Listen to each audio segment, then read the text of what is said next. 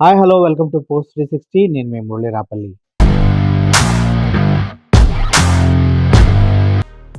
RGV తప్పిపోయాడు, పారిపోయాడు, ఎక్కడికో వెళ్ళిపోయాడు, భయపడ్డాడు, ఉచ్చబోసుకున్నాడు, ప్యాంటు తడుపుకున్నాడు, దమ్ము ధైర్యం అని తెగ మాట్లాడాడు, పెద్ద పెద్ద వాళ్ళు తెలుసు అని చెప్పారు అని చాలామంది చాలా విధాలుగా ఆర్జీవిని క్రిటిసైజ్ చేస్తూ మాట్లాడుతూ మనం చూస్తూనే ఉన్నాం. గత 3 రోజులుగా పోలీసు అరెస్ట్ చేయడానికి వచ్చినప్పటి దగ్గర నుంచి కూడా, అంతకుముందు కేసులు పడ్డప్పటి దగ్గర నుంచి కూడా చాలామంది ఆర్జీవిని తప్పుగా మాట్లాడటం మనం చూస్తూనే ఉన్నాం.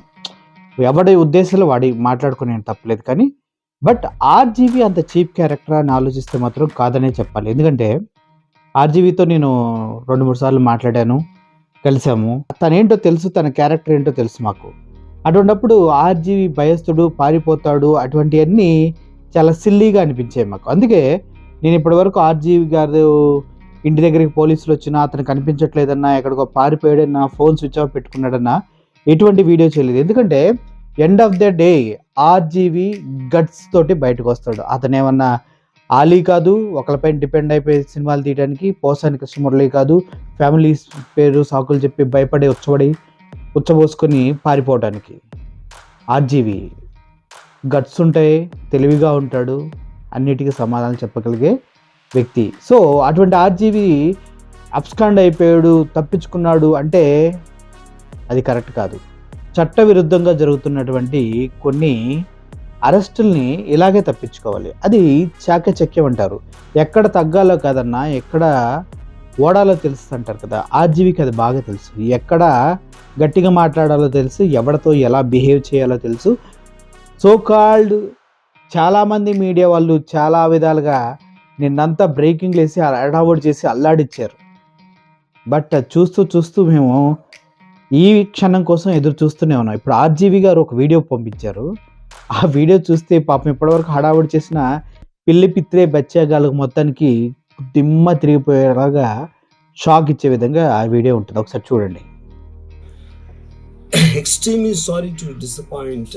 అంటే ఏదో ఉనికిపోతున్నాను, మంచం కింద కూర్చొని ఏడుస్తున్నాను అని అందరూ what ever the media speculating, వాళ్ళందరికీ చిన్న డిసప్పాయింట్మెంట్గా ఉండొచ్చు వీడియో. ఇక్కడ పాయింట్ ఏంటంటే, I just want explain the whole concept. ఇప్పుడు నేను ఆల్మోస్ట్ ఒక 1 year బ్యాక్ ఏదో ట్వీట్స్ పెట్టాను అనే ఎలిగేషన్. ఆ ట్వీట్స్ ఎవరో మనోభావాలు దెబ్బతిన్నాయి. ఇక్కడ విచిత్రం ఏంటంటే 1 year బ్యాక్ పెట్టిన ట్వీట్స్ 4 డిఫరెంట్ ప్లేసెస్లో, 4 డిఫరెంట్ జ్యూరిస్డిక్షన్స్లో నలుగురికి ఒకే 3-4 రోజుల వ్యవధిలో వాళ్ళ మనోభావాలు దెబ్బతిన్నాయి. వాళ్ళు ఆ పరంగా కంప్లైంట్ ఇవ్వడం, కేసులు పెట్టడం జరిగింది. ఇక్కడ పాయింట్ 1, ఎవరి మీద అయితే నేను పెట్టానని వాళ్ళు చెప్తున్నారో వాళ్ళకి లేదు, ఎవరో థర్డ్ పార్టీ, అసలు సంబంధం లేను. సో ఆ కాంటెక్స్ట్లో అసలు ఈ కేసు ఎలాగా, ఈ సెక్షన్స్ ఎలా వర్తిస్తాయి అనేది అప్పుడు ఆబ్వియస్గా నాకు వచ్చే అనుమానం కానీ, నాకు కానీ, నా మనుషులు కానీ, ఇది ఒక పర్సిక్యూషన్ చేయడానికి ఒక పద్ధతి ప్రకారం ఉన్న అలౌబుల్ లాస్ని వాడుతున్నారా, లేకపోతే ఇప్పుడు వరల్డ్ ఓవర్ ఒక ఫినామినా ఏం జరుగుతుందంటే, పొలిటికల్ పార్టీస్ వాళ్ళు they are weaponising the systems of the police. అది అమెరికాలో జరుగుతుంది, యూరోప్లో జరుగుతుంది, ఇక్కడ కూడా జరుగుతుంది. అప్పుడు నేను ఏ ఒక్క వ్యక్తిని, ఒక పోలీస్ ఆఫీసర్ని కానీ, ఒక పొలిటికల్ పర్సన్ కానీ నేను బ్లేమ్ చేయట్లా. I think it happens in certain ఒక ఏమంటారు దాన్ని, ఒక వే. అది అందరూ కూడా ఎంతో కొంత అది చేయటానికి టెంప్టేషన్ ఉండొచ్చు. But eventually there is the law of the land which will take the final call. So అది that I completely agree, believe in that and I abide by that as a citizen. So ఇప్పుడు ఇక్కడ జరిగింది ఏంటి, నాకు ఒక notice వచ్చింది, నేను ఒక రిప్లై ఇచ్చాను, ఫలానా చోట ఫలానా తారీఖు నేను వస్తాను. అప్పటికి నాకు జరుగుతున్న పని ఒక ఆన్లైన్ స్కెడ్యూల్ ఉంది కాబట్టి, నాకు ఫిలిం వర్క్ ఉంది కాబట్టి అవ్వలేదు. అండ్ ఇట్ ఈస్ వేరే ప్రొడ్యూసర్ చేస్తాను, ఆ ప్రొడ్యూసర్కి నష్టం వస్తుంది కాబట్టి నేను మళ్ళీ టైం అడిగాను. ఇదేంటి కేసు, ఇదేం అర్జెంట్ కేసు అంటే 1 year తర్వాత ట్వీట్ చూసిన అతనికి 1 weekలో అన్నీ అయిపోవాలనేది ఏమన్నా మీనింగ్ ఉంటుంది అసలు దానికి? So which basically means it is being done for purposes other than the urgency of the case. ఇప్పుడు అర్జెన్సీ ఆఫ్ ద కేసు అంటే మీరు మర్డర్లు గీడలు ఇన్ని జరిగి సంవత్సరాలు తీసుకుని ఏదో మేము ఏదో ఒక ట్వీట్ పెట్టిన ఎలిగేషన్ మీద హుటాహుటిని మీరు అక్కడి నుంచి పోలీసులు వచ్చేసి ఇలా చేసి అలా చేసి. ఇప్పుడు ఇంకోటి ఏంటంటే ఫస్ట్ ఆఫ్ ఆల్ నాకు పోలీసులు అరెస్ట్ చేయడానికి వచ్చారు లేదో కూడా నాకు సరిగా తెలియదు, ఎందుకంటే they didn't say it in so many words. మీడియాలో కూడా ఎక్కడ చూడలేదు ఆ విషయం, అంత మీడియా స్పెక్యులేషన్ తప్పిస్తే అది నేను చూడలేదు. బట్ ఇందాక నేను చెప్పిన కారణాల వలన కోఇన్సిడెంటల్గా వేరే వాళ్ళు అన్ని చోట్ల నుంచి వచ్చేస్తున్నారు అది ఇది అన్నప్పుడు ఐ డోంట్ వాంట్ నా టైం వేస్ట్, నా వర్క్ వేస్ట్, నా వర్క్ ప్రెషర్ ఉన్న దాని వలన I wanted to take the assistance of the judiciary because that is the final say in a democratic system కాబట్టి. సో అది దానికోసం దిస్ ఈజ్ వాట్ హ్యాపెన్. ఇప్పుడు ఇక్కడ ముఖ్యంగా మనం గమనించాల్సింది ఏంటంటే ఇప్పుడు ఏదో ఒక ట్వీట్ పెట్టాడు, లేకపోతే ఒక మీము, ఒక కార్టూన్, ఒక జోకో, లేకపోతే ఒక హార్డ్ ఒపీనియన్, దానికోసం కేసులు పెట్టే ఆస్పెక్ట్ అనేది సీరియస్గా తీసుకుంటే 100 కోట్ల ఇండియన్ జనాభాలో నాకు తెలిసి 50 lakhs మీద కేసులు పెట్టాలి. ఆ ప్రకారం అయితే మనం అందరూ చేసేది పొద్దున్న లెగిస్తే మనం ఒపీనియన్ ఇస్తూ ఉంటాం సోషల్ మీడియాలో. అది ఏ ఫామ్లో అవ్వచ్చు, సెటైర్ అవ్వచ్చు, మీమ్ అవ్వచ్చు, ఏదో వేరే ఫుటేజ్ అవ్వచ్చు, లేకపోతే ఎవరినో కోట్ చేసి మనం కామెంట్ చేయొచ్చు. రకరకాలుగా మన అభిప్రాయాలను మనం సోషల్ మీడియాలో వేస్తూ ఉంటాం.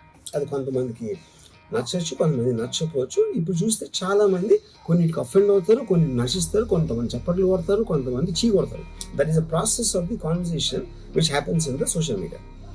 అలాగే నా మీద కూడా చాలా నీచంగా కామెంట్ చేస్తారు, కానీ దాని గురించి నేను ఎప్పుడు అనలేదు. Because I know it is a part of the eco system of the social media. అది లేకపోతే సోషల్ మీడియాకి మీనింగ్ లేదు. ఫస్ట్ ఆఫ్ ఆల్ మీనింగ్ ఉండాలి అని మనం ఒకవేళ అనుకుంటే అప్పుడు దానికి పాలసీ చేయాలి. ఇప్పుడు ఎగ్జిస్టింగ్ థింగ్స్ సరిపోవు కాబట్టి ఏది చేయకూడదు, ఏది చెయ్యాలి అని ఖచ్చితమైన క్లారిటీతో వచ్చినప్పుడు అది ఆటోమేటిక్గా లా ఆఫ్ ద ల్యాండ్ అయిపోతుంది. Then it becomes easy for everyone. కానీ అది చేయటానికి ఫ్రీడమ్ ఆఫ్ స్పీచ్ కట్టేజ్ చేయాలా, ఎక్స్ప్రెషన్ కట్టేజ్ చేయాలా అనేది of course the experts have to decide and realise. దాని మీద ఎలాంటి రామిఫికేషన్స్, ఇప్పుడు దాని పేరు మీద చెప్పి ఫ్రీడమ్ ఆఫ్ ఎక్స్ప్రెషన్ curtail చేస్తే that might have many more consequences which could be more dangerous than what they think it is now. Okay?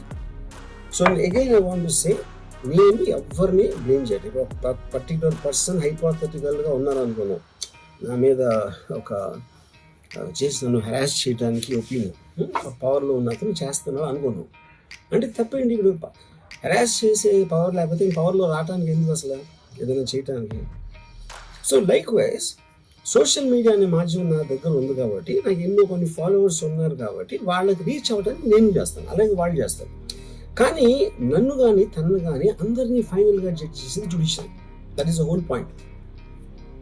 మీకున్న ఒక నాన్ క్లారిటీ ప్రాసెస్లో వాట్ ఈజ్ టూ మచ్ అనేది ఎవరు చెప్తారు, ఎప్పుడు చెప్తారు, ఎలా చెప్తారో అది ఎక్కడ రాసి ఉంది. ఆ క్లారిటీ అది లేనప్పుడు ఆటోమేటిక్గా this will keep on happening. You know so ఆ కేసు కింద ఒక మొత్తం social media almost 90% of them they will be liable for cases to be put. ఎందుకంటే పొద్దున్న లేస్తే అందరూ చేసేది అదే, ఎవరో ఒకరిని తిట్టడం, ఎవరో ఒకరిని ఇది చేయడం, ఎవరో ఒకరి మీద ఒపీనియన్ ఇవ్వడం, ఎవరో ఒకరి పర్సనల్ లైఫ్కి వెళ్ళిపోవడం. అది తప్పిస్తే సోషల్ మీడియాలో ఇంకేం చేస్తారు అసలు. సో ఇప్పుడు వాళ్ళందరి మీద పెట్టాలి అంటే అక్కడ ఎలా అంత ఉంటుంది.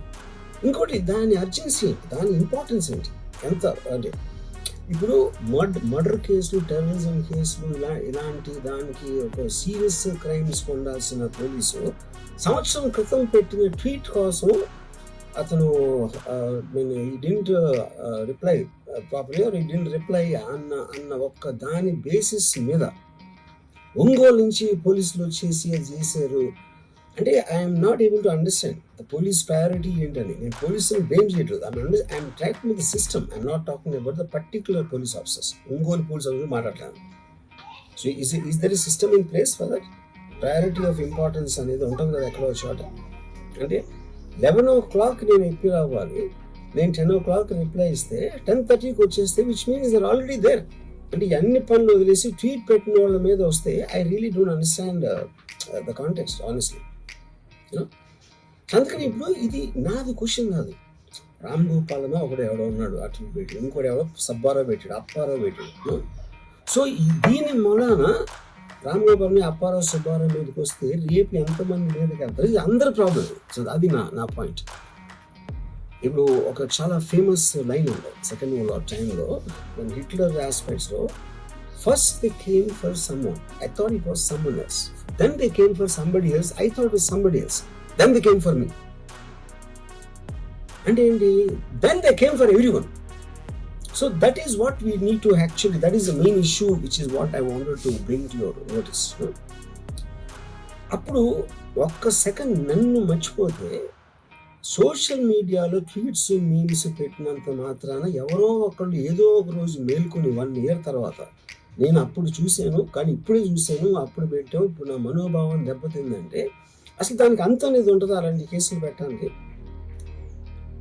ఓకే, బై లా కంప్లైంట్ వచ్చినప్పుడు కేసు తీసుకోవాలి, ఐ అండర్స్టాండ్, నాకు అంత మాత్రం లా పరిజ్ఞానం నాకు కూడా ఉంది. కానీ అది మీరు సీరియస్గా తీసుకుంటే, ఒక యూనిఫామ్ డిస్పారిటీ లేకుండా, డిస్క్రిమినేషన్ లేకుండా మీరు అందరినీ సీరియస్గా తీసుకుంటే, ఒక అంటే మొత్తం సోషల్ మీడియా మొత్తం జైల్లో ఉంటుంది, అట్లీస్ట్ 80 to 90%. ఎందుకంటే సోషల్ మీడియాకి వచ్చేదే దానికోసం, ఎవరైనా సరే వచ్చేది ఫైనల్గా. So basically I felt there is a need for me to tell concern people. ఇప్పుడు నేను పారిపోయాను, డాక్టర్ ఏడుస్తున్నానా, భయపడి ఉనికిపోతున్నానా, వాట్ ఎవర్, అదొకే, that's all fine. I know that is entertainment at the end of the day. అలాంటి thumbnails లేకపోతే ఎవరు చూడరు కాబట్టి వాళ్ళ బతుకు తెరుగు కోసం అలాంటివి పెట్టుకుంటారు. I have no problem with that. Everybody wants to make a living. But on the larger picture I want to say this one thing lastly నేను చెప్పేది అంటే, ఒక్కటే అందరూ అర్థం చేసుకోవాల్సింది, ఇది సోషల్ మీడియా ప్రాబ్లం, ఒక్క ప్రాబ్లం కాదు.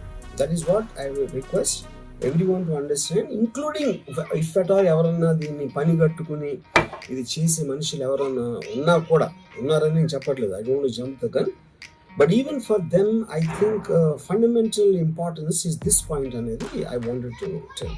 Thank you. మీరు ఒక ఎత్తేస్తే దానికి 2 ఎత్తులు ముందుగా ఉండగలిగినటువంటి నాలెడ్జ్ఫుల్ పర్సన్, ఏదో భావబంధాల చుట్టూ తిరిగి పేరు ప్రతిష్టల కోసం పాకులాడి డబ్బుల కోసం వెనక తిరిగే క్యారెక్టర్ కాదు కదా అయింది. చేశాడు, దానిపై స్టాండ్ అయి నిలబడతాడు, తప్పు అయితే కోర్టుకి వెళ్తాడు, జైలుకి వెళ్తాడు, లేదు అంటే సెన్సార్ బోర్డు సర్టిఫికేట్ ఇచ్చింది మీరెవరు అడగటాన్ని ప్రశ్నిస్తాడు, దానికి సమాధానాలు ఉంటే చెప్తారు, లేదంటే లేదు. అన్నిటికీ ఆయన దగ్గర ఆన్సర్లు ఉంటాయి, దానికి సంబంధించినటువంటి గిమ్మిక్కులు అన్నీ ఉంటాయి.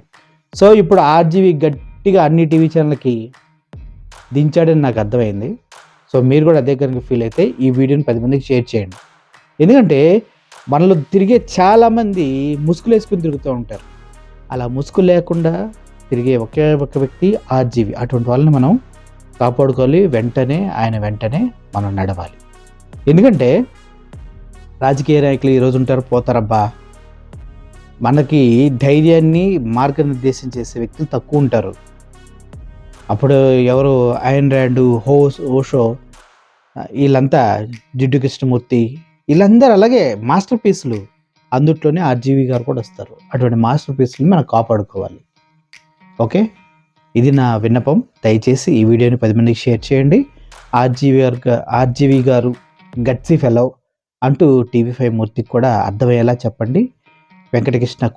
ఏబిఎన్ వెంకటకృష్ణ కూడా అర్థమయ్యేలా చెప్పండి. అంతేకాదు ఇంకా మహావంశీ వీళ్ళంతా చాలా మంది ఉంటారు, వాళ్ళందరూ కూడా అర్థమయ్యేలాగా మీరే మీ కామెంట్స్ ద్వారా ఈ వీడియో షేర్ చేయడం ద్వారా తెలియజేయండి. Thank you for watching this video.